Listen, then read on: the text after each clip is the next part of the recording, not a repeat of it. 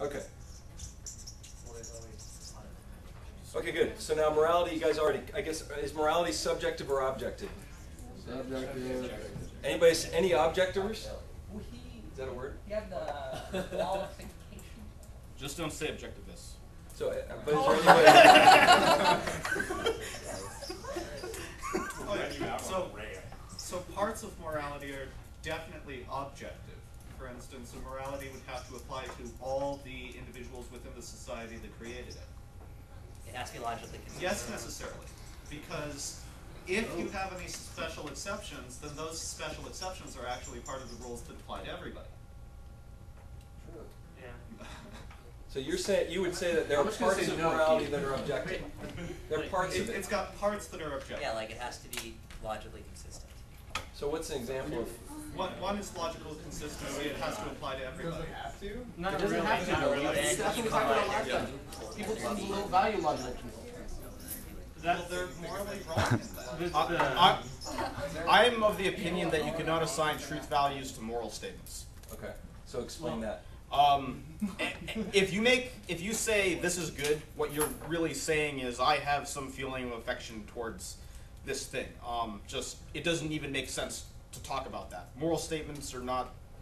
Yeah, you just can't assign truth value to them. They're neither true nor false. But within each morality system, some things are good, some things are bad. Why? Within a system, but I'm within a system, but that system still has to be consistent. What about the system plus? But I'm saying all the systems are wrong. Yeah. So the consensus, it sounds like, is it's subjective, with maybe one or two dissenters saying it could be there's some objectiveness to it in some way. Those objectiveness aren't based on value statements like life or happiness. They're based on philosophical parameters. Okay. If I understand. It's objective observation about how moral systems. I got it. come Okay. about. Still subjective. Ish. Okay. In regards to the exception thing, there can go both ways. There's exceptions that are good and exceptions that are bad. Cutting people in line is generally considered bad, except like the guy's handicapped, therefore you normally let him go ahead. So they have these exceptions and they do it on purpose, and they're actually better to have these exceptions sometimes. Right. So it kind of, but like how bad a shape you have to be before it becomes, you deserve it versus you're a jerk. Right. I disagree with that. If some handicapped person cut me in line.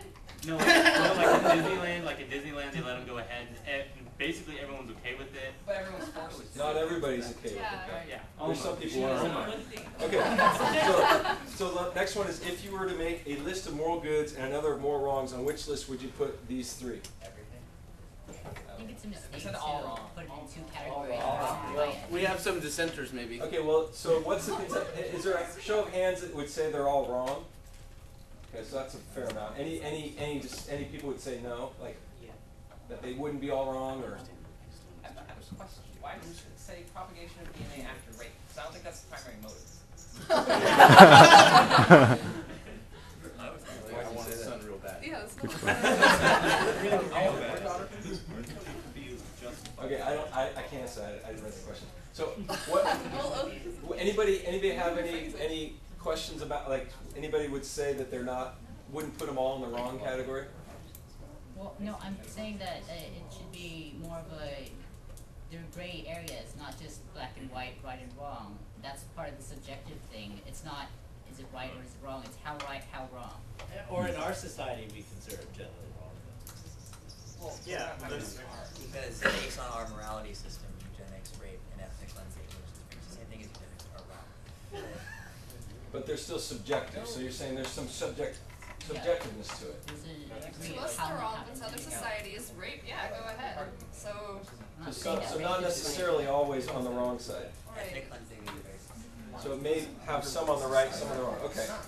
And then, if humans are only matter and matter is without morality, then could humans have morality? that minor premise doesn't, matters without morality, but we have consciousness. Okay. So that's kind of the difference. Okay. It says matter has.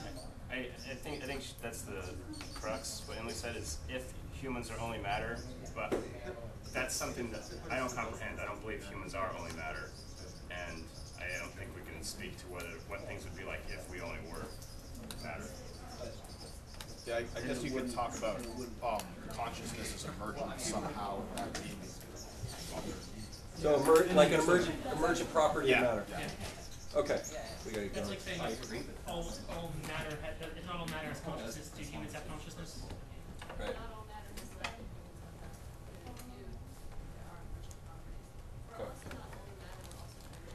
Right.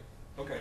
So if there is no free choice in a natural world, then are humans morally responsible for their actions? I said, Yep. Since we have the illusion of free will, we do have to take responsibility for actions. That's why laws exist. Doesn't really matter whether or not they actually exist. The laws still exist because we have the illusion that we have free will. Okay.